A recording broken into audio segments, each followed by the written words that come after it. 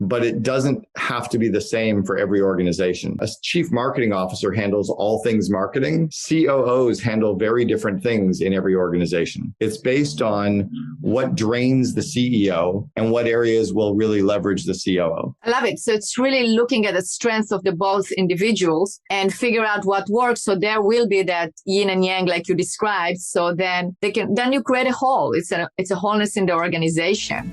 In this episode, I had the pleasure of sharing my expertise as a business growth guru, drawing from years of experience and successful ventures. I explored crucial topics such as effective leadership, time management, and maximizing productivity. I discussed the importance of aligning core values within an organization, emphasizing the need for strategic thinking, and operationalizing key aspects of the business for growth. By focusing on the critical few tasks and delegating the rest, businesses can optimize their resources and drive efficiency. Additionally, I explored the significance of training and empowering employees, highlighting the impact of investing in leadership development. Furthermore, I shared practical strategies for time management, stressing the importance of setting clear priorities and delegating tasks accordingly. By implementing systems and processes, businesses can streamline operations and achieve greater success. We also touched on the power of effective meetings and the value of optimizing workflows to eliminate unnecessary complexities. Overall, this conversation was a valuable guide for entrepreneurs and business leaders seeking to scale their companies and drive sustainable growth. Tune in to gain actionable insights and learn how to unlock your organization's full potential. Hello, Cameron. For those of you who don't know who Cameron is, he is the business growth guru. He is the person behind the growth of hundreds of companies. And is that true? One of them is a monarch? The monarchy, yeah. The family that owned the country of Qatar, I coached them at the senior leadership team level about how to make their companies better places to work in Qatar. Amazing. That is amazing. And 4 national wireless companies? No, not 4. I coached one of the big 4. I coached the CEO and the second in command at Sprint for 18 months. So Marcelo Claret and then his second in command, Jamie Jones, I coached for 18 months from Sprint. Amazing. That's amazing. So with that resume, we don't have to say more, but I know that you're coaching so many other companies and you are the author of 5 books. Do I have that number right? Yeah, 5 books. I wrote Double Double, Meetings Suck, and Vivid Vision. I co-authored The Miracle Morning for Entrepreneurs. And then one of my clients and I also co-authored a book called Free PR.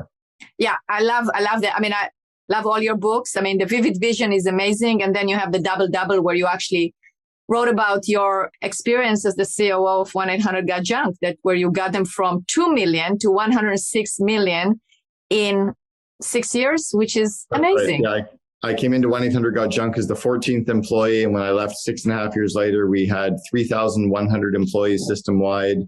We went from 2 million to 106 million in 6.5 years. And we ranked as the number 2 company in all of Canada to work for as well. Amazing. So, of course, I'm convinced that you are the guru of business growth. And I now think our listeners are convinced as well. And definitely, I will recommend you pick up your books and read them. They are easy read. I love to listen to them on audibles, but there are so many things that you can pick up and implement, which is absolutely incredible. We're going to talk about the importance of the second in command and how it all relates to systems. Thank you. Yeah, it's interesting. I've played the second in command role a couple of times, actually, in my career, 3 times. Once I was the second in command for the franchising group for an auto body chain that went on to become the largest auto body chain in the world. It's now called Gerber Auto Collision in the United States and Boyd Auto Body in Canada. I was also the second in command for 1-800-GOT-JUNK, as we mentioned. And then I really kind of played that similar role with a private currency company as well. So I've been around that kind of role a long time where you have the founder, the CEO, who shares that kind of entrepreneurial vision, who is the culture person, who is driving forward, usually with strategic thinking. And then you need that person who is on the inside of the organization making it all happen. And Harvard actually wrote an article about 15 years ago called The Misunderstood Role of the COO. And it's a role that people just didn't understand because, as they described, there were 7 types of chief operating officers inside of one company. You could have someone who's focused on execution, someone who's focused on maybe the heir apparent, somebody who has more of an MVP role, someone who's a change agent. So there's all these different things that a COO can be doing. What really makes a great COO is someone who has the same core values as the CEO, but a very different yet complementary skill set. So you almost become that yin and yang partnership between the CEO and the COO, where the COO is great at stuff the CEO, and the CEO is great at stuff the COO just doesn't want to be doing as well. And then as long as the trust is really strong between them, they can really operate as that real strong partnership. That's great. So let's say we have somebody listening to us right now, and they're wondering, should I find the COO from within, or is it smarter to bring a COO from the outside and train them? And I know that our listeners are, we've got a bunch. We've got some that are smaller organizations and some that are large organizations. So I'm going to kind of cover this question from all aspects. So the first part, if you're a smaller company and you're looking to hire your first second in command, the first thing I'm going to ask you is, do you have an executive assistant? Because if you don't have an executive assistant, you are one. And you need to try to get some of that administrative work off your plate to free up your time to work on the bigger areas of the business. So often the CEOs don't need a COO right away. They need a really strong executive assistant to free up their time. Now, if you already have one, and if you truly do need that second in command, don't call them a COO right away. Maybe it's a director of operations. Maybe it's a general manager. Maybe it's a VP of operations. Maybe it's a COO. The bigger the title should mean, the more responsibilities, the higher the roles are, and what you're going to be paying them. So be careful giving away a title that's too big too early. We've often gotten really kind of very lax with giving titles away. You'll have a CFO of a 30-person company. It's not a CFO. It's more like a controller or a director of finance. But the person thinks they're a CFO, so they start hiring all these people and trying to build out all these teams, and they build more complexity in the organization, and they don't even have a title to chase down.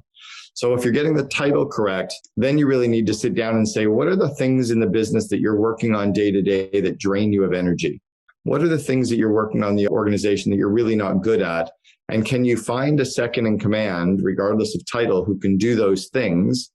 Based on that bucket of things, what would the title be? And what should the compensation be to make sure that you have the right person? That tends to be the starting point for me. Right. So what's the difference then between what a COO is going to do and, as you mentioned, an executive assistant in terms of because it's a similar process in terms of looking what's on your plate and let's get off the plate of the CEO, the things that are really not an income producing activities, right? That's for the executive assistant. And the COO may take off things that aren't income producing as well, but they might oversee finance. Maybe the COO oversees legal. Maybe the COO oversees engineering and IT and sales and marketing to free up the CEO to focus on the board and culture and strategy, networking, rainmaking. Some cases, the CEO is very outward facing, like a Brian Scudamore at 1-800-GOT-JUNK is very outward facing. In some cases, the CEO is very inward facing, like a Tobias Luke at Shopify, who's all focused on engineering. And his COO, Harley Finkelstein, is more of the outward-facing sales, marketing, biz dev. So you don't have a traditional role and responsibility other than that true partnership. My brother and his wife are funny. They've divided up the house over the last 20 years, and they call it pink jobs and blue jobs. But they're not the pink jobs and blue jobs of my grandparents' generation. When my grandparents were growing up, my grandmother did the laundry, my grandmother did the shopping, my grandfather did the work around the house. My brother and his wife have said, well, my brother's like, I like cooking. She's like, great, I hate cooking. My brother's like, I hate cleaning up. She's like, I like cleaning up. My brother's like, I don't like doing laundry, but I like folding it. So they've just divided it up. And what they mean by pink jobs and blue jobs those are his responsibilities. Those are her responsibilities. But it doesn't have to be the same for every organization. A chief marketing officer handles all things marketing. COOs handle very different things in every organization. It's based on what drains the CEO and what areas will really leverage the COO. I love it. So it's really looking at the strengths of the both individuals and figure out what works. So there will be that yin and yang, like you described. So then you create a whole. It's a wholeness in the organization. Yeah. And that's why I talk about that yin and yang partnership between the two, that they're really the sum of the parts, right? That when you add up the two of them, they become that really strong force. And if the trust is very strong between the two, the COO can start taking on all of the hard decisions and the hard systems to put in place and make the CEO look good. Right. My role as COO at 1-800-GOT-JUNK was to make Brian the shining star. And his role behind the scenes was to make sure that everyone still liked me after me being the hard ass all the time. Right. Oh, Cameron just has to do that. Cameron has to push hard. And meanwhile, I was taking all the tough decisions and trying to roll them out to make Brian iconic so that we would always believe in this beautiful shining light. And as long as I trusted that he had my back and he trusted I had his back, then we were that force. Absolutely. So when you started at 1-800-GOT-JUNK, did you have that vision that it's going to grow the way it grew? Yeah, Brian actually handed me something. So he and I both learned the concept of the Vivid Vision about 3.5 years before by an Olympic coach. That was about 2 years before. We were meeting with an Olympic coach here in Vancouver, and he talked about how high performance athletes would visualize themselves performing the event. And he said, if you could actually describe your company in the future, your employees could see what you can see. Because most entrepreneurs, most CEOs have a vision for what they want their company to look like 2 or 3 years out, but no one can read our minds. So what we came up with was this idea of a 3 or 4 page document. I've now codified it. It's now a registered trademark as Vivid Vision, as a 4 or 5 page written description that describes your company in its finished state 3 years in the future. Well, Brian handed me what he called the painted picture back then. I read it and I said, I know how to make this come true. Kind of get out of my way, let me do this. And then he got to run the areas of the business he liked, and I got to run the areas of the business I liked, and off we did, and we built it together. So as long as I was very clear on what he wanted, it was easy for me to figure out how to make it come true. Almost like building a home. You know, if you've ever built a home or done a renovation, I don't know how to do electrical. I don't know how to do plumbing. I don't know how to hang cabinets, but I know what I want my home to look like. If I can explain the vision and give the budget and the timeline to the contractor can come up with the blueprints or the plans to make that come true. So the contractor is the COO for the homeowner CEO's vision. And then when they're both on the same page, when the contractor signs off on the vision and the homeowner signs off on the blueprints, you hand the vision and the blueprints to the employees, and the workers can build the home without ever talking to the homeowner. And that's the power of the Vivid Vision and that CEO-COO relationship. I agree. And I think that Vivid Vision is so powerful. You know, I first got introduced to it by a client of mine. His name is Paul Miller. He's from Amazing Exits. And you know him because he was working with you. He was one of your clients as well in terms of creating a Vivid Vision. So let's say you don't know how to do electrical and plumbing, etc. But if you're thinking to yourself, well, I'm also not that good in visualizing or figuring out, well, that's where somebody like you comes into play, or your company, because you help visualizing it. Because it's the same thing as, like, you know, when we renovated our house, you know, we hired an interior designer because we needed that expertise to actually get us faster to what we want, because we had an idea, but because we hired that person and they asked us the right questions and analyzed our lifestyle and what do we want to use each room for, and etc., they were able to come up with this beautiful design that I would never be able to do by myself. Right. And that's what I observed that you did for Paul as well, in terms of creating that Vivid Vision. I mean, obviously you ask the questions to the actual person who is going to create it, but that's the power of coaching. And that's first when I saw your work, and I was super impressed. And yeah, and obviously since then you coach so many COOs. Well, and the Vivid Vision now has gotten so big and so it's all over the world now that I can't do it one-on-one with clients anymore. So I have a partner, Jennifer Hude, with a company called Conscious Copy. She and her team have helped hundreds and hundreds of entrepreneurs from around the world craft their Vivid Visions and roll them out, personally designed. They do an amazing job. And so what I do with organizations is either through my books or through my coaching or through the COO Alliance or through my course, I help give them the skills and the tools, the systems to actually make their vision come true. So I work with them on understanding, once they know what their vision is, then I can help them figure out the plans and how to execute on those plans. So that tends to be the zone that I play in now. Cool. So the Vivid Vision has to be created by, let's say we have an already existing organization, and there is a CEO, there is a second in command, or somebody that the CEO identified as the second in command. So how would you work with them in terms of, would you start by creating the Vivid Vision and then work with the COO? We do a little bit in tandem. Sometimes I'm working with the CEO to figure out the Vivid Vision, and then I'm working with the COO in tandem to help them put core values deep in the organization. Most companies do it wrong, helping them make sure that people are aligned with core purpose, helping them put all the right systems in place for recruiting, interviewing, hiring, onboarding, training, and leadership development of people, spending time around strategic thinking and their meeting rhythms, really thinking about how to actually operationalize all aspects of the business for growth, and removing the complexity. You know, so many organizations just keep working hard. And they're like flies trying to get out windows, that if they keep banging their head on the window, maybe they'll get out, but they never do. They end up dead on the windowsill. I give them the shortcuts to be able to scale. So I have an organization called the COO Alliance, which no entrepreneurs, no CEOs are allowed to be in. It's only for seconds in command. I have a podcast called the Second in Command Podcast, where I give away the systems that we interview. I've had 180 guests now from all over the world who are COOs. And then I have my course, the Invest in Your Leaders course, that gives managers and leaders the skills to grow the company.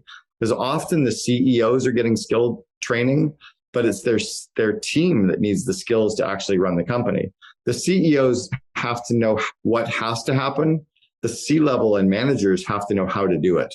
And once you get to an organization with like 500 or more people, you probably have a learning development team in place. But if you're 10 employees up to 500 employees, you probably don't have a strong leadership development program inside your company. So at best, you're reading a random business book. So what I try to do with the course and with the COO Alliance, and then occasionally with my coaching, is to help put those tools in place of the team so they can actually scale and make the vision come true. Good.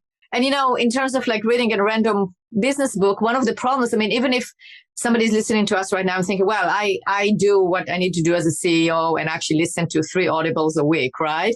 Yeah. But what happens is that you listen to the books, but there is no implementation. That's a terrible strategy, and I'll explain why. Yeah. So if you're just listening to another book, or you're reading another book, you're listening to another podcast, you're learning a bunch of random information that's not applicable to what you're working on this week or this month. What you want to be doing is learning about the stuff that matters. So if you're firing someone next week, you should be devouring content about how to fire someone and how to have a good exit with that person.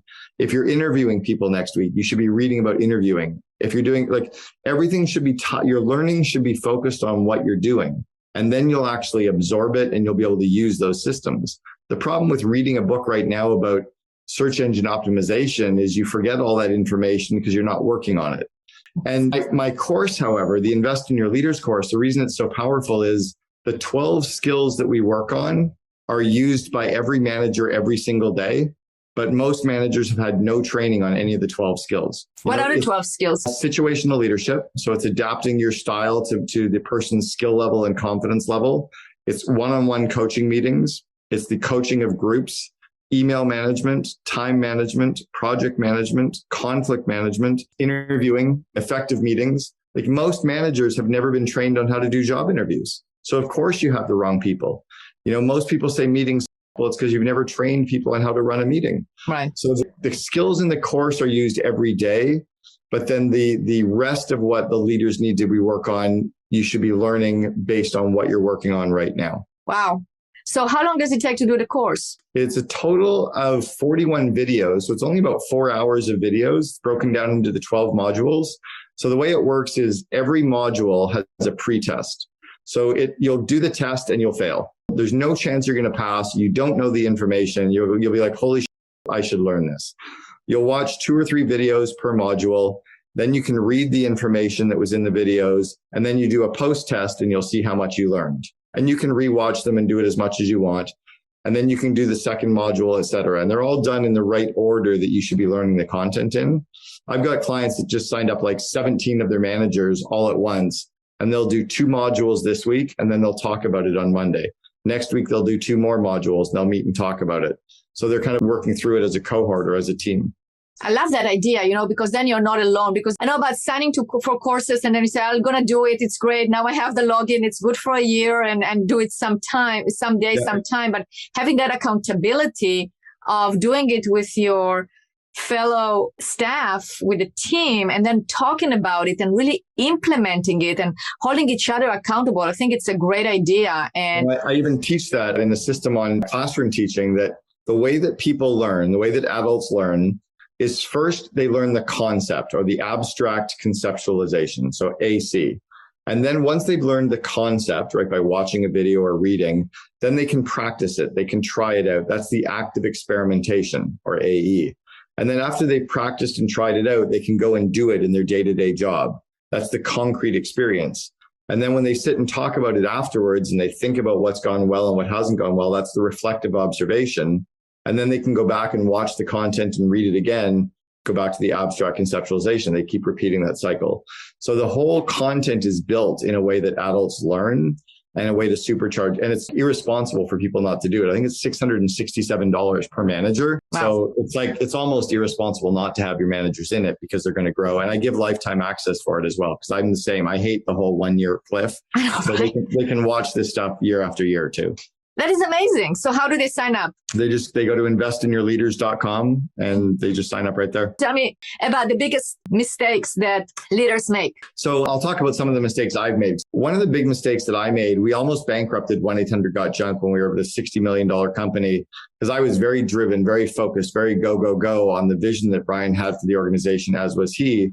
And we had a VP of finance who was very quiet, very amiable, very analytical, who kept saying, do you think we're going too quickly? And are you sure we should do it that fast? We're like, yeah, we got it. And we didn't listen to him. We had someone in a very senior role and we didn't listen to him.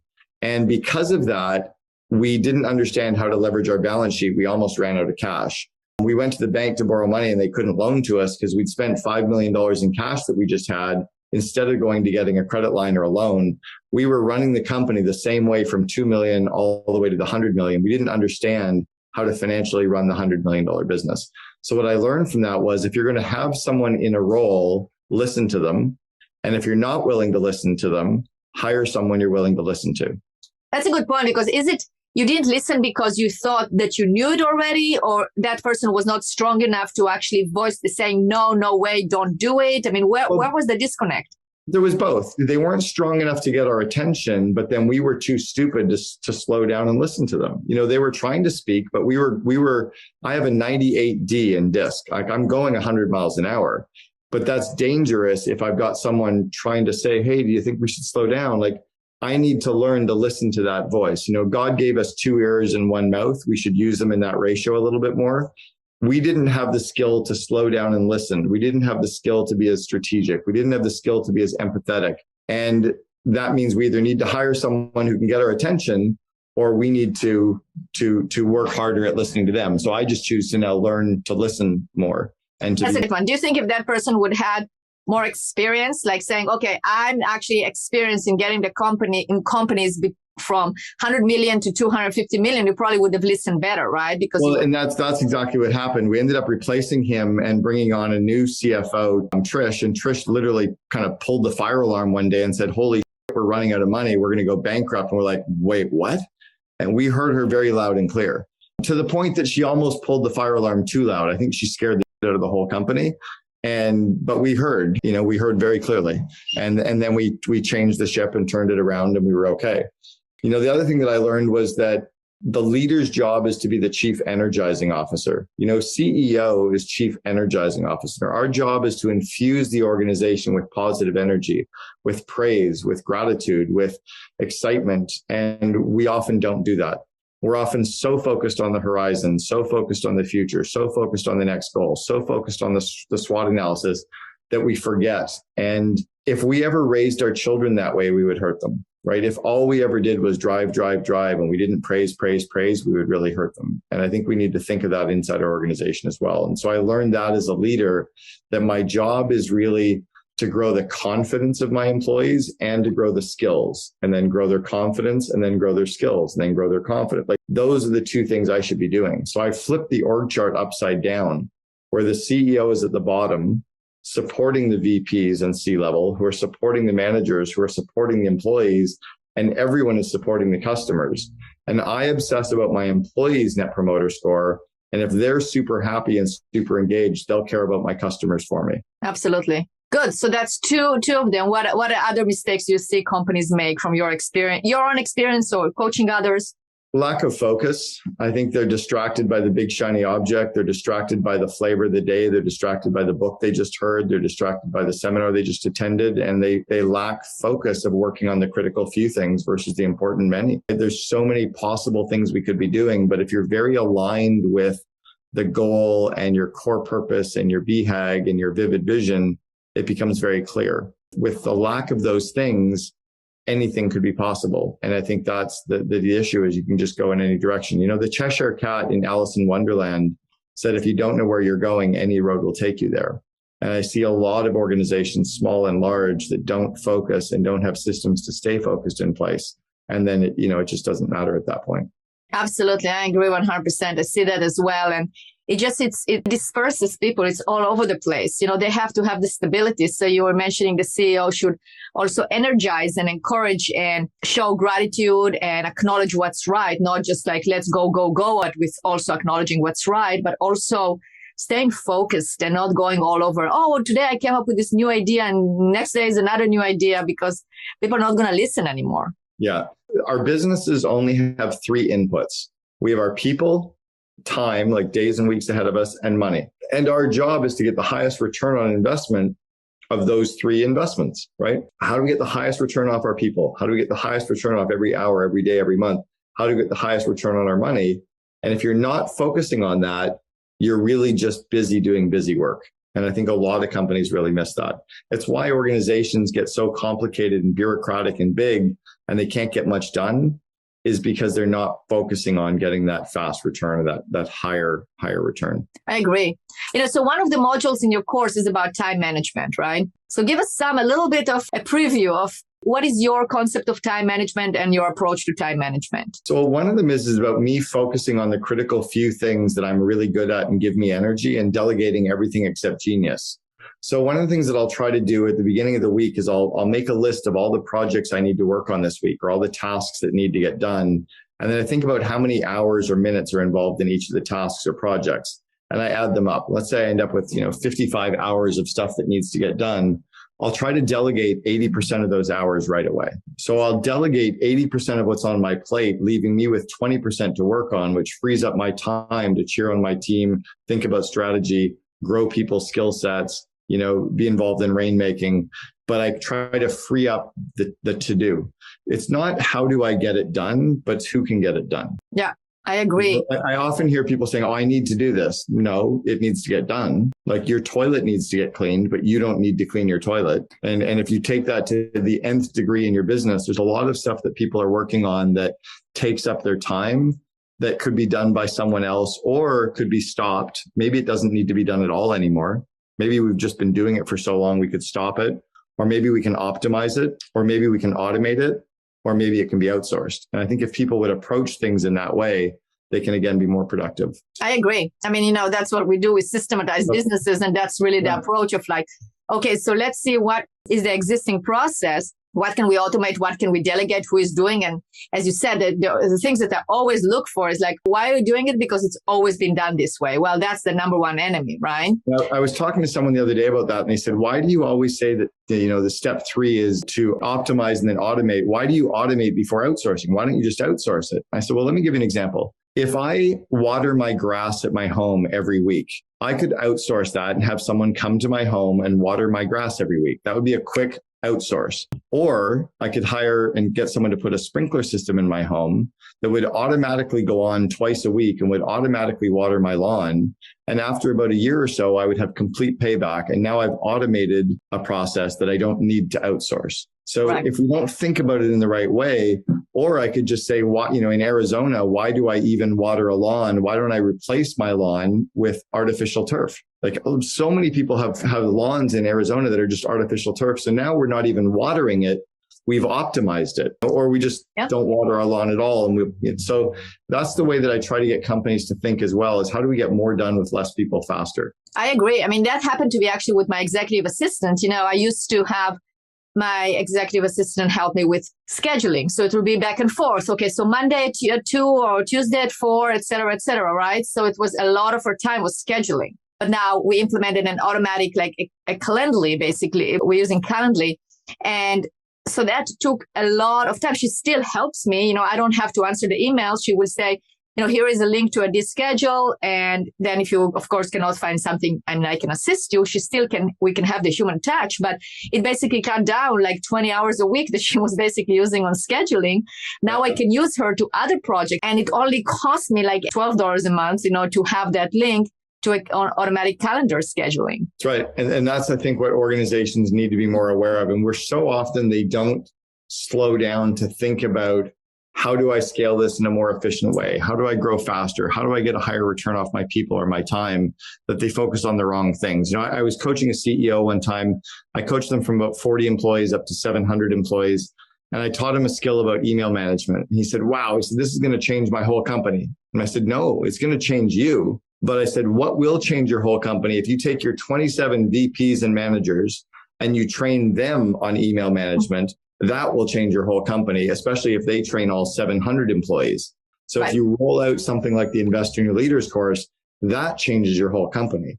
But again, people often don't stop and think about that stuff. You know, Elon Musk put a tweet out a year ago and said, if you're in a shitty meeting, stand up and leave the meeting. Well, Elon's brother worked for me back in 1993. So I've known Elon forever. I was a reference for Elon in his first round of funding for Zip2 in 95. So I sent him a text message. I said, don't tell your employees to leave meetings. Train them how to run meetings so they run highly effective, amazing meetings, and they won't be in a meeting for the first place. You know, fix the root cause. Stop trying to think about the system. And companies, again, often don't spend time on that. For sure, because it's easy to complain about something or to stop doing something because people don't like doing it. But if you don't like doing it, then identify why you're doing it to begin with. Like meetings have their place, right? I mean, it's a great coordination. You know, it's a way of collaborating. It makes things simpler than to go back and forth on emails on some things. So figure out why and then how to correct it and how to make it efficient. And as you said, you know, it's a no-brainer to sign up for your course. It's only $667 per leader. And it seems like, you know, it addresses all the key components that makes our lives miserable when we're trying to play the role of executives, right? So most employees spend 1 to 2 hours a day on phone calls, on Zoom calls, or in-person meetings. So a meeting is anytime 2 or more people are working together, either over video or in person or on the phone to move something forward. If people are spending 1 hour a day, let's just say it's 1 hour a day, that's 12% of their time they're in meetings. If they don't know how to run them or attend them or participate in them, they're wasting 12% of their day. You multiply that out by the cost of a year of an employee, you have a $100,000 employee or $200,000 employee who's spending 12% of their time doing something they've never been trained on. Right. Of course, business is difficult. Absolutely. And also your approach to time management. You know, you do the things that matter, you know, that where your genius zone, where you're going to shine. And our listeners need to think about the amount of money and wasted time, which is money spent on things that are not necessary by that particular person to do. And then you get more time. Parkinson's law says that work expands to fill the space that we give it. So one of the things I talk about in the Invest in Your Leaders course and the time management module is when you have a project, and even in the delegation module, when you're delegating a project to someone or working on it for yourself, think about how little time you want to spend on that project and how much or how little money you want to spend on that project. So if I said to my assistant, Meredith, book dinner for me and 3 CEOs tomorrow night, she might book a steak dinner at the fanciest restaurant, thinking I'm trying to entertain a beautiful bottle of Bordeaux that's decanted in advance. And we've got all the nice steaks out and we spend $1,000 on dinner and it takes 3 hours. What I really meant was, Meredith, can you book dinner for 3 CEOs and I? It needs to be quick because we got to get off to the ball game afterwards. Like $150 total for the 4 of us will be fine. She would book a place. We'd be in and out in 30 minutes, $150 done. But it's because I didn't think about the amount of time I wanted to spend on something and delegate it that way. And I didn't give her a container to stay within. But if you don't teach people that, then of course they're going to spend more time.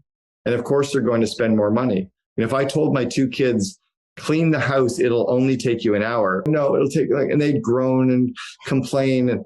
Or if I said to my kids, I have friends coming for dinner in an hour. I need you to clean the house, do as best as you can. Don't spend any more than 30 minutes. They'd be done in 29 minutes with no complaint. Absolutely. It's the purpose. I thought about the project and the time allowance and I delegated in a different way. So that's the stuff, again, if you don't teach that stuff, then of course business is complicated because you're overcomplicating it. Absolutely. And, that was one of the questions I was going to ask you, but I think you answered it is, we hear a lot from executives that I'm just going to do it myself because I know how to do it better. It will teach me, when I try to teach to somebody else, it's not working, or it will take me more time to teach than to do it. And I am guilty of it as well. And I had to really discipline myself. Yes, it might take me now 10 minutes to train my consultant or train my executive assistant to do that. But if I don't take that, instead of doing it myself in a minute, but if I don't train right now using the 10 minutes to do that, how many 1 minutes will be repetitive throughout the next month? I'll give you another way to do the coaching of people. I again talk about this in the Invest in Your Leaders course. Don't stop your job to train someone.